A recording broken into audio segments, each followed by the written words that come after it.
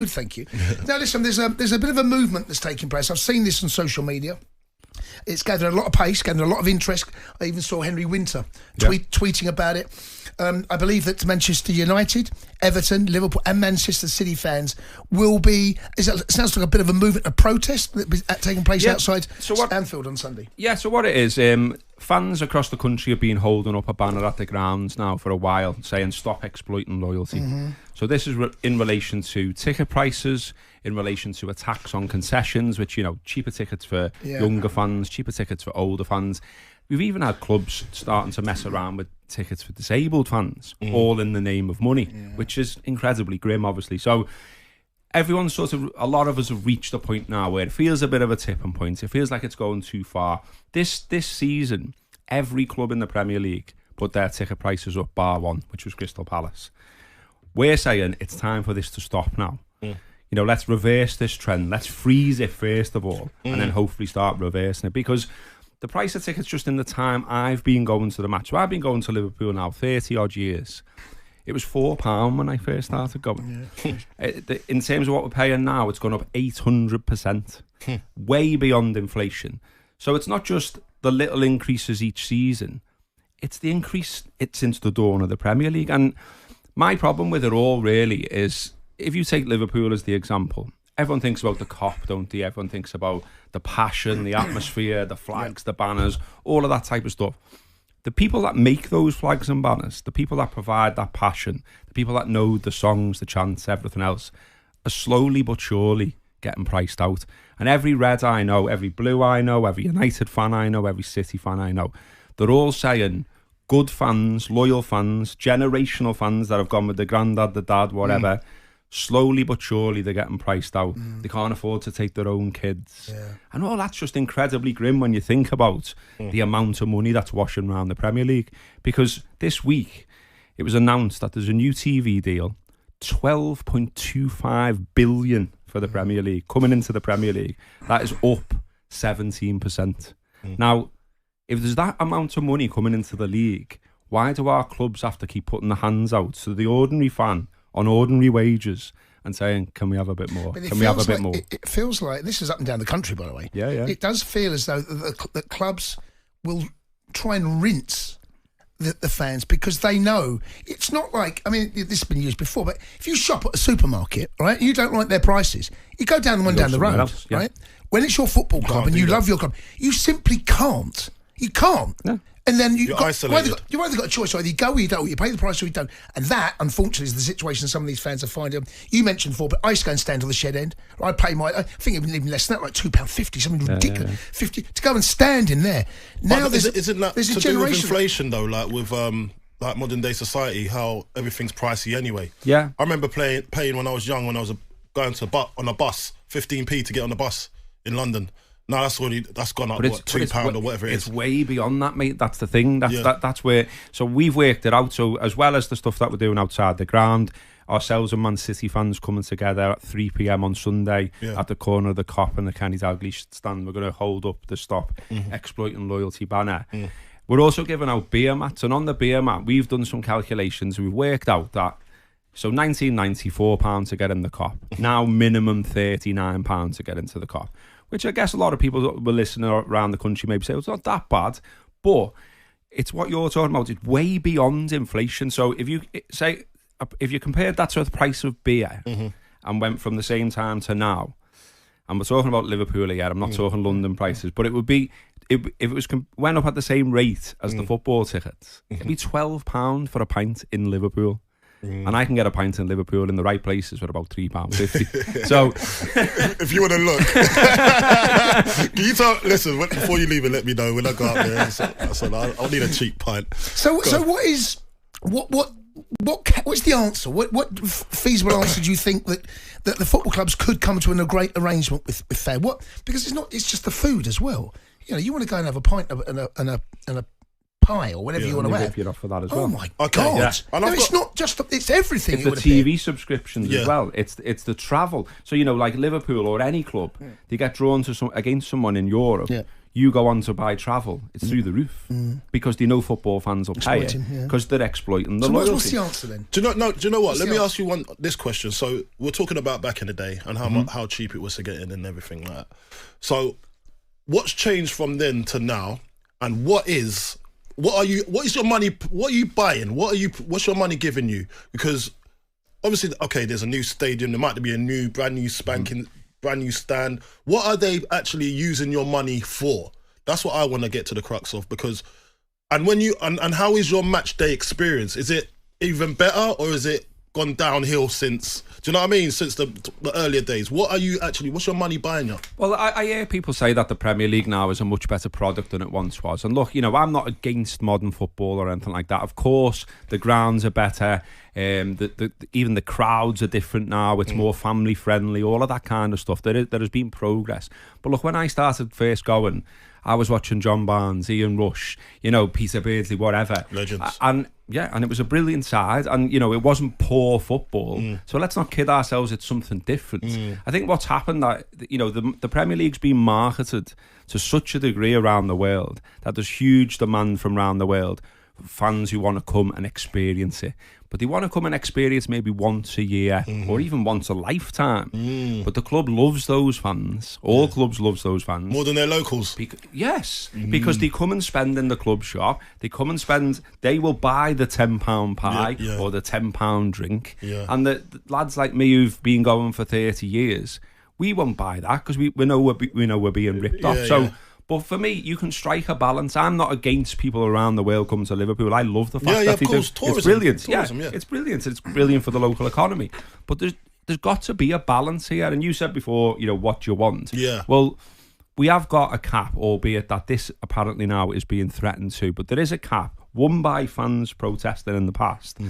So it's £30 to go away in the Premier League across the board, and that came from fans protesting outside the Premier League headquarters, all coming together, blocking the road, all kinds of stuff years ago. And eventually the Premier League said, okay, maybe there's something here, £30 cap. And when you think about what's involved, going away, trains, buses, coaches, whatever, you spend a lot of money going away from home. So that feels fair. Now, the Premier League, when we've spoken to the Premier League in the past, the Premier League say we don't set the ticket prices. The clubs do. But the clubs came together under the umbrella of the Premier League once before and set that £30. Why can't they ring fence ticket prices now and just say, we'll just stop putting them up now. We'll make money through sponsorship, TV deals, all of that, and that's where the clubs can all compete with each other still. But for the match-going fan, for the ordinary fan, general admission, season tickets, let's just stop putting them up. And let's keep our passionate fans in our ground. As you said, the consumer is all around the world now. They want to, especially London. So you've got, how many clubs in London you can go to a Premier League game now? They're coming in thick and fast. Now, the locals get hit because there's not enough tickets for them to be going to a game week in, week out. And I think where the Premier League is going is where probably even season tickets are going to be abolished soon, because people are just going to be... That wouldn't surprise me. Because people are actually going to... They'll sell out every week because there's enough enough spaces. Yeah, the football... I mean, I'm guessing that most Premier League clubs, most of them sell outs every week. Most of them, right? But there's a waiting list, isn't there? So it's a supply and demand. I suppose their argument could be, well, we're selling the tickets at these prices. That is their argument, but that's not in the spirit of why I started watching football. You started watching football. Yeah. You mentioned there about the reason I support Chelsea, because my dad did. Yeah. And father to son, and daughters and mum, all that sort of thing. Yeah. It's it does feel as though there is a generation. It's globalised. Yeah, there's a generation that are going to be literal. Well, but you said it, priced out. What about the government? What can the government intervene? Well, there's the regulator. There's potentially there's the football regulator coming in, and fans have pushed. Football Supporters Association, other groups as well, have pushed for ticket prices to be on the agenda, and right now it is. So it's looking good for that, and fingers crossed that it will be that they have to consult with fans, because right now, there are various fan advisory boards, fans groups and all this kind of stuff, but they've got limited power. And we saw this week, Manchester United announced this week, tickets at Old Trafford that will be sold from here on in this season are a flat fee, whether you're a kid, a pensioner or what. £66. Wow. So £66 for a kid. child ticket at Old Trafford. So if you're a season ticket holder and you sell you say to the club, I can't come, so you can put my ticket back on the market, they will now sell that for a single match for £66 to a child. Now, the other week, an under-16 ticket at Old Trafford was £25. But someone behind the scenes has clicked the fingers and said, no, it's £66 now. Now, how is that fair? Nottingham Forest was another example this season. They've done well, obviously. You know, they're back in the Premier League, flying high and all the rest of it.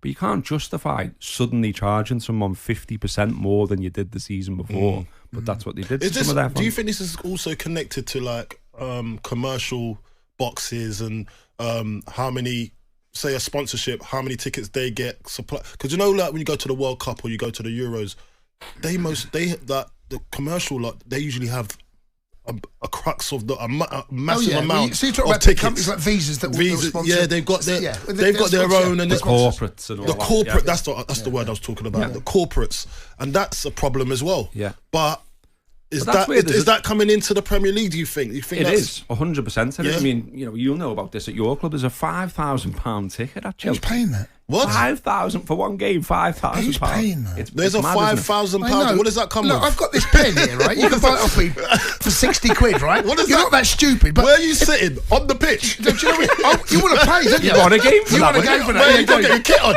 I believe it's behind the dugout.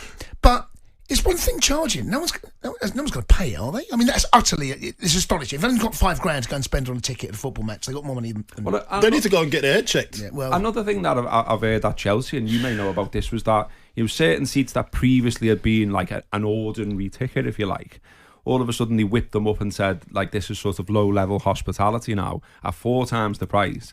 And essentially it was the same seat, but you just got to be here at half-time, thrown in. Right, okay. And there's little things like that going on all the time. It's always trying to squeeze and rinse. How much more money can we get out of the... And it's right, the problem you've got as a football fan is because you love your club. And that's it. They've taken advantage of your loyalty and your love and your passion for your football club. But there's power in the fans coming together. There is. And we talked just before we started this conversation, and in 2016, Liverpool had consulted with some of the fan groups about ticket prices. There was a structure sort of in place. Then they suddenly went rogue and said, we're going to have a £77 ticket. This was obviously 8 years ago. Yeah. And so the fans were up in arms about that, saying that's far too much to go to a game at Anfield. You think about how rich people are in general in Liverpool. £77, too much. So 10,000 of us walked out. That's right, I remember it. Against Sunderland. Yeah. And we were 2-0 up on the 77th minute. We were 2-0 up.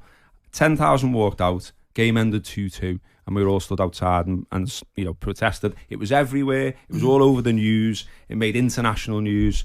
Liverpool back down. No £77 tickets. So there is power in fans coming together. Definitely. And all we need is fans to do it again. The problem is apathy. People shrug their shoulders about it. Any fans listening to this that want to get involved, how would they go about it? Obviously, not everyone's going to rock up at Anfield on Sunday, but there must be other movements locally that they can... Is there a website they can go to? Yeah, the national one is the Football Supporters Association. So they're the ones that have organised the Stop Exploiting Loyalty campaign. And then fan groups like the one I'm involved in, Spirit of Shankly, we're under that umbrella and we're doing stuff locally, carrying that banner.